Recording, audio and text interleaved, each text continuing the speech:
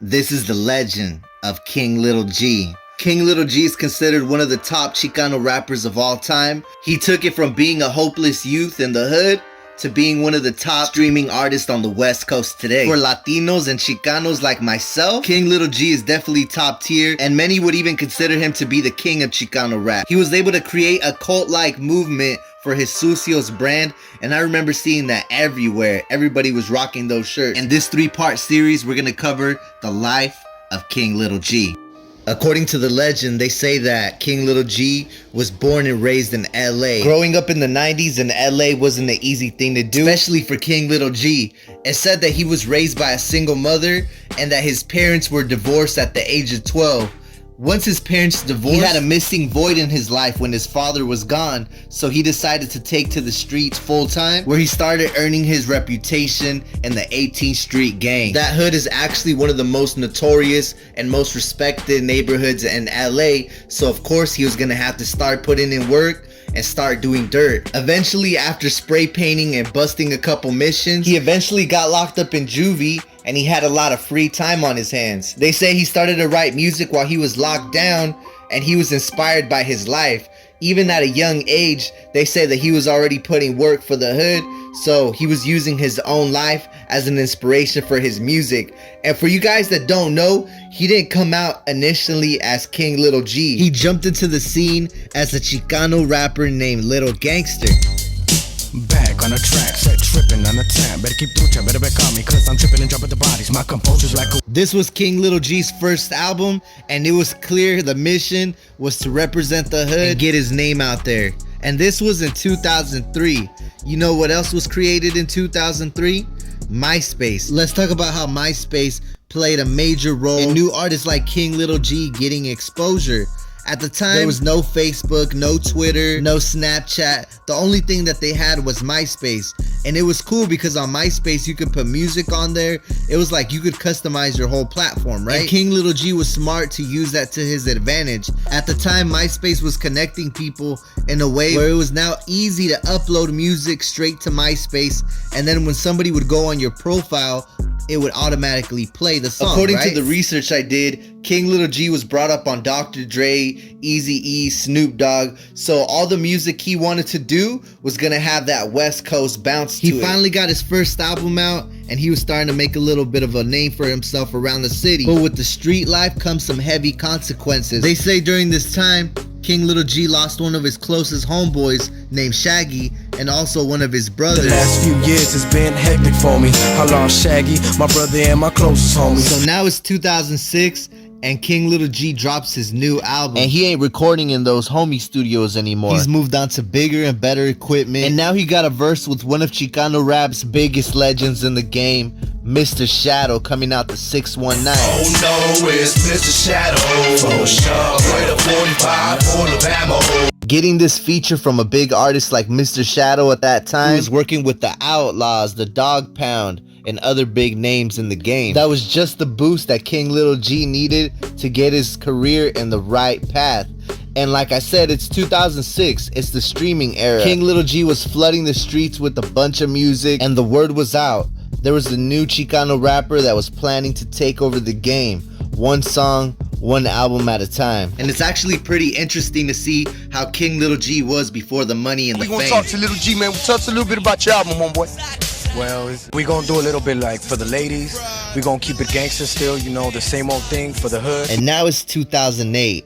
It's been 2 years since King Lil G dropped his last album, and he no longer goes by Little Gangster. From what I heard, King Lil G wanted to rebrand and shorten down Little Gangster to Lil G. They also started a new record label called 99 Records. King Lil G was studying E40, was studying Master P, and all the other entrepreneurs in the game, so he was trying to build his own Chicano rap label that would take over the game in the West Coast. I think admiring Master P.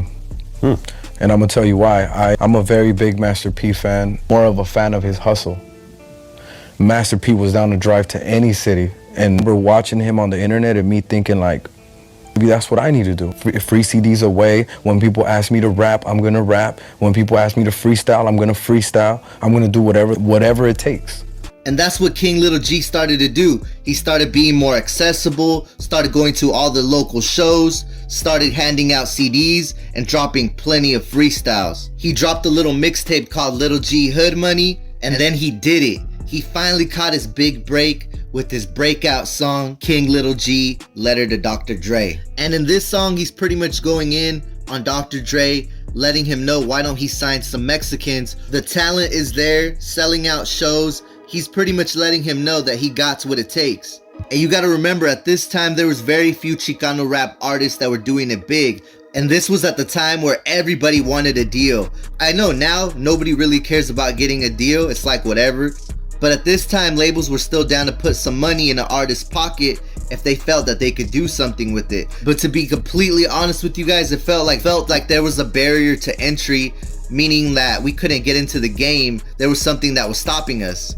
So King Lil G was letting Dr. Dre know that Mexicans is here to stay. The power that Latinos have when we get together, it's unbelievable. And he was letting him know that we are one of the biggest consumers as well of hip hop. So this song took off. Everybody was sharing it. Everybody was getting behind King Lil G. The raza was really waiting for somebody to get behind, and King Lil G was that guy. And this is what he had to say.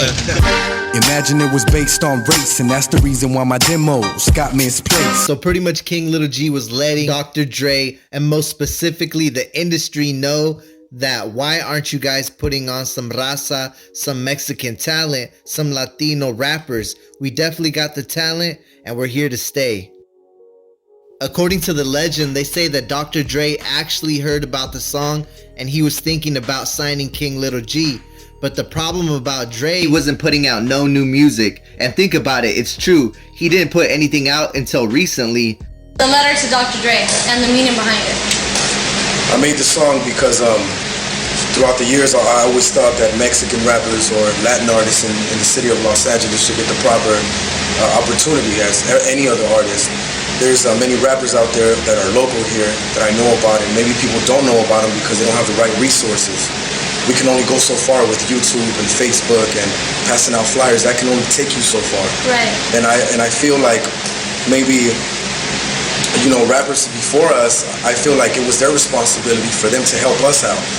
People like Frost and people like even Baby Bash. You know, he's Latin. Even though he's from Texas, it doesn't really matter what state you're from. That was a little clip of one of King Lil G's first big interviews, and he was spitting facts, man. He was keeping it real. He was addressing the barrier to entry, which is what I was talking about earlier, because you need some money, man. It takes money to make money, and sometimes it takes the right investor to believe in you, whether it's a label, a company, a sponsor. Sometimes you need that extra push to take it to the next level, to buy some better beats, to get some better studio time. He could wait for Dr. Dre to sign him in the next 10 years possibly, or he could take the bull by the horns and take over the rap game with the new Sucio's brand and the team that he developed behind him. The marketing behind Letter to Dre was genius, and his subscriber count started going up. And he did what you're supposed to do when you get a big hit or a big viral song. You keep dropping songs, you start promoting merch, you start doing concerts, setting up little venues here and there. And he kept doing that, doubling, tripling up until the point that he is today, which is one of the biggest Chicano rappers of all time. But let's get back into the story real quick. So now King Lil G got his foot in the door. You think it's gonna be all easy, all cakes and sunshines, all that bullshit, right? Nope, wrong. As soon as he got in and he started making a name for himself, people started hating, homies started hating, bitches started hating, everybody started hating around him because they seen him get clout. At that time, people weren't referring to it as clout, but people was clout chasing off King Lil G. Heavy. Whether it was making diss tracks, trying to expose him, trying to talk about his affiliations with his hood, pretty much anything to smut him up, right? But he didn't let none of that get to his head. He kept grinding hard, and this is when he started booking some of his biggest shows. And then people started trying to clown King Lil G, talking about, oh, you just got that one song, that Letter to Dre song, huh? You just trying to get clout off Letter to Dre. And that's what he made what some would consider King Lil G's best album, King Enemy. And this time he was back with two big singles. One called Who Shot Tupac. Let's get into that. Who the fuck shot Tupac? It was at this point where King Lil G had to prove everybody wrong. Everybody that was doubting him, everybody that was saying he was a one-hit wonder and Letter to Dre was his last hit, he had to come back heavy, and he made one of my favorite songs from King Lil G's catalog, Who the Shot Tupac. And once again, this goes back to the creative marketing because think about it. Think about the name of his songs. Letter to Dre, Who Shot Tupac. These titles are very crazy titles, and it's gonna make you want to click on it, right? But match that with a good song and it's gonna be game over. So he knew what the recipe was for this, and that's why you gotta give King Lil G credit, because he was taking the MySpace game and applying it to YouTube and applying it to Facebook at the time, right? Because Facebook was popping at that time too. And then think about it, when somebody searches up Who Shot Tupac, it's gonna pop up his song. That's creative marketing at its finest. In this era, you would almost consider it clickbaiting, but in that era, YouTube was still kind of new. And think about it, for the people that type in Who Shot Tupac, Letter to Dre, Dr. Dre, all these keywords that are popping up in the search engine, it's gonna lead straight to his videos. But what set him apart from the rest is that the music wasn't trash. It could be a white girl named Shelly looking up some Tupac stuff, and then she clicks on this, and now she's a fan, King Lil G fan for life. And that's kind of the key to it, really, because it's not about getting that first view. He realized that it's about getting that returning subscriber, that returning view. Even a lot of the big retailers like Walmart and Costco, they know the importance of having a return customer, and that applies to YouTube as well. So that was cool to see him apply and use different techniques and actually use a good song to back it. When he dropped Who Shot Tupac, it really cemented him as a force to be reckoned with in the Chicano rap game. People would think that Lil G was at the top of his game, but really he was just getting started. He was already getting millions of views and starting to gather dates for his new tour. Also, he was starting to discover new artists along the way. But by the time he dropped his next hit, Narco Corridos, man, he was taking off. Marijuana, cocaine, kilos. I'm talking about this real shit like narco corridos. I'm in the building, Sucio's in the building. And now it's 2012. It ain't no more MySpace. It's all about Facebook. And let me tell you what, King Lil G was dominating that space. I remember at that time, he would post anything and it wouldn't get nothing less than a couple thousand likes. But look, this is crazy because they started offering him a big bag. At this time, King Lil G was fully independent and he was getting millions of views, millions of streams. He wasn't signed or anything, so of course there was a lot of labels and investors trying to sign him. He wanted to stay independent, but at the same time, when somebody puts $1 million in your face, you're gonna want to take that bag, right? But we'll get to that a little bit later in the story. Now it's 2013. King Lil G started flooding the market with a bunch of videos, interviews, everything. He was flooding the game with content, and that's what it takes, man. He was going to shows, he was opening up, he was doing his own headlining tour, so he was really capitalizing off the bag, which was his dream from the start. When he was just a young kid, when he was 12, 13, writing raps from juvenile hall, he never thought his life was gonna be like this. And there was still more to come too, because King Lil G continued to drop music, album, song after song. He stayed consistent, and they always say consistency is key. His music was reaching everywhere: Washington, Oregon, Idaho, Florida, Texas, Alaska. Man, it was going crazy. His music was going worldwide, so it was dope to see him cater to that audience. He wasn't stuck in a box. Like, for example, in his raps, he wasn't talking every other bar, LA this, LA that. He was making his lyrics so anybody could feel him. Whether you're in Florida, whether you're in Cali, whether you're in Mars, outer space, it doesn't matter where you are, you're gonna feel the lyrics, right? And I think that's the key. When we talk about my city, I can only talk about my state. I gotta represent for my people in general, you know, Mexicans, Latinos, Central Americans. But I also gotta represent for just the people in the ghetto, no matter what race they are, you know? King Lil G's music and fame was growing at a rapid rate. But at the same time, people were trying to press him in the streets because he had money, man. He started to have a little bit of money. It's rumored that some of his own homies tried to turn on him, all because the money, the fame, the clout. They saw King Lil G, which was their homie, taking off, and if he wasn't giving them a piece of that, or they felt like they were being neglected, who knows what happened. But there was some kind of a beef that was happening. So much beef was happening in the Chicano rap community at the time that outside entities like Vlad TV and other media outlets would notice, like, hey, why you guys always beefing in your community? Like, what's the problem? And King Lil G actually answered the question. But before I get into that question, I want you guys to let me know what you guys think. Honestly, what do you think holds Chicano rap back the most? Is it ourselves? Do we fight amongst ourselves? Is it the tribalism? Is it that we can't support our own without trying to drag down our own? I don't know what it is, but it's the age-old question that everybody's trying to figure out, right? But King Lil G,